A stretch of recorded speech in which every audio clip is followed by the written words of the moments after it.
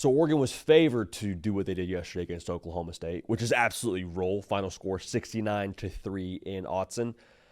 But Oregon to me looks like a top 3 team in college football because they made that Power 4 team in Oklahoma State look like an FCS team. And that's not knocking Oklahoma State. That's just how I felt about that thing. So we'll unpack it right now. Before we do that, though, Oregon fans, make sure you're subscribed. I think we are probably the first to the party when it comes to picking Oregon to be where they are right now, which is, again, a top 3 team in college football. But college football year round, we'll talk about your Ducks, talk about everything college football every single day. So make sure you're locked in. Appreciate y'all in advance for being dialed. Now, remember what the conversation was around Oregon going into the year. Dan Lanning, good coach. Oregon roster, talented. Talented, but how do they deal with the losses of what they lost last year? Again, it's Oklahoma State, so I don't want to be too hyperbolic, but that looks like a different outfit to me. And when I say different, I mean different. Like different in the sense of, that might be like a top tier roster in college football this year.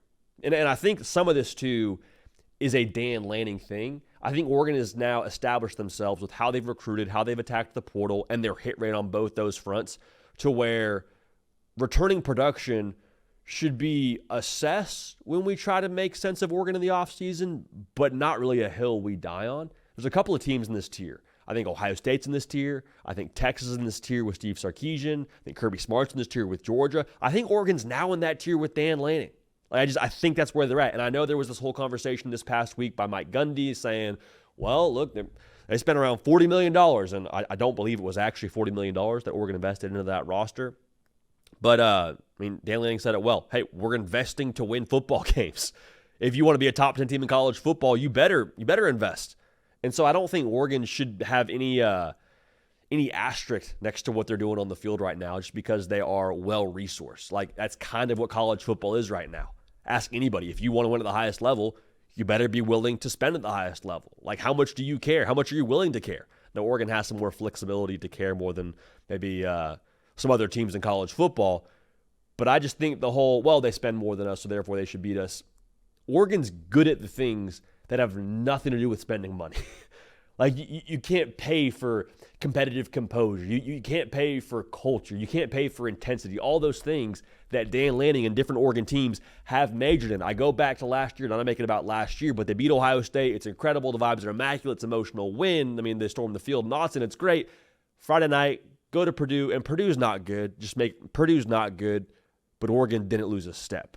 And then the next week, Oregon rolls. And the next week, Oregon rolls. Oregon just kept on rolling. There was no letdown spot from Oregon after they beat Ohio State. That's culture. That's the Dan Lanning effect. So what we saw yesterday, some of it's kind of tough to evaluate.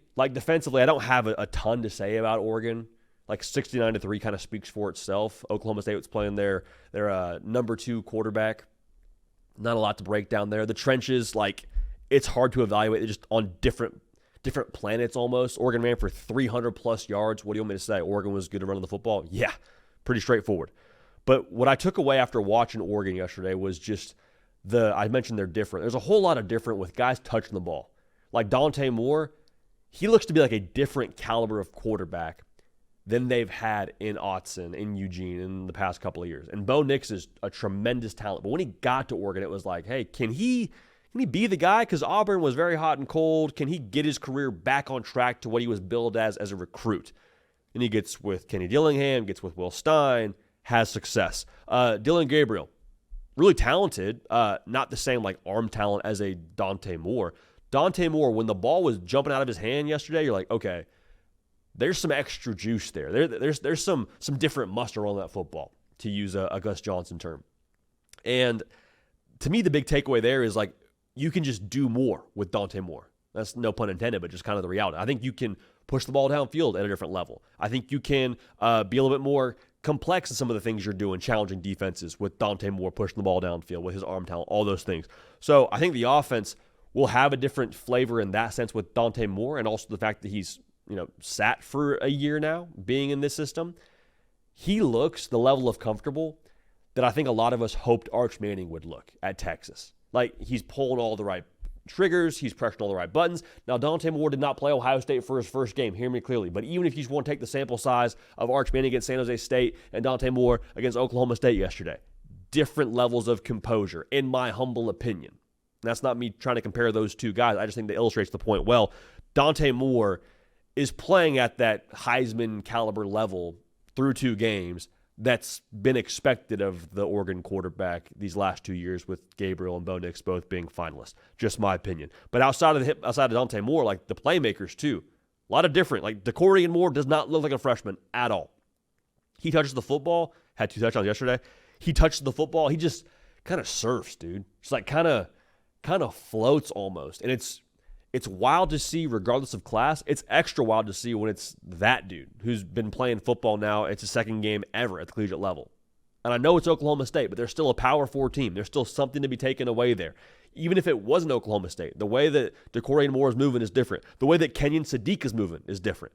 You know how much you have to think about your tight end, how highly you have to think of him to line him up at quarterback? Forget what actually happened on the play. Just to say, hey, we want to have this dude take a direct snap, give him RPO look, option to throw the football, it looked like. We want to put the ball in his hands so bad that we'll put him at quarterback, and he's a tight end. That's the Brock Bowers treatment. I don't think Georgia ever lined Brock Bowers up at quarterback, but that's the same level of intentionality to get him the football. Kenyon Sadiq is a different caliber dude, man. Different. Will Stein is just kind of playing Madden back there, dude. Just playing college football 26. Yesterday, we saw them score on a reverse. We saw a screenplay with the entire offensive line out with elephants on parade. We saw, I just mentioned, Kenyon Sadiq at quarterback. If we're seeing this level of creativity against Oklahoma State, what are we going to see in October? What are we going to see late in the year? What are we going to see when they play Penn State in a few weeks here?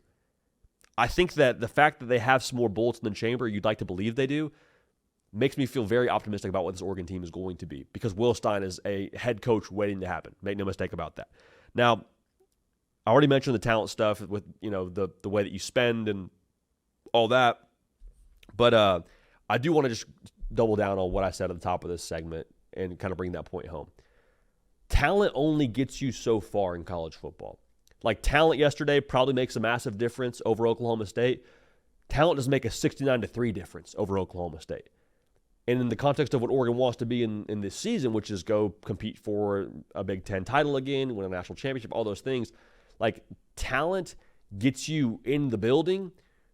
Culture gets you into, like, that national title level room. And I think that's what Dan Lanning specializes in. I think that's what this Oregon team has in spades. So I like the personality of this team. I like the energy from this team. And it's still early, but again, Oregon, they're going to be a wagon for me, a top 3 team in college football through 2 weeks of the season. Oregon fans, let me know your thoughts. Subscribe to the channel. Caden Smith, 1s and 2s. Appreciate y'all. Love y'all. We'll keep this party rolling. We will see y'all next time.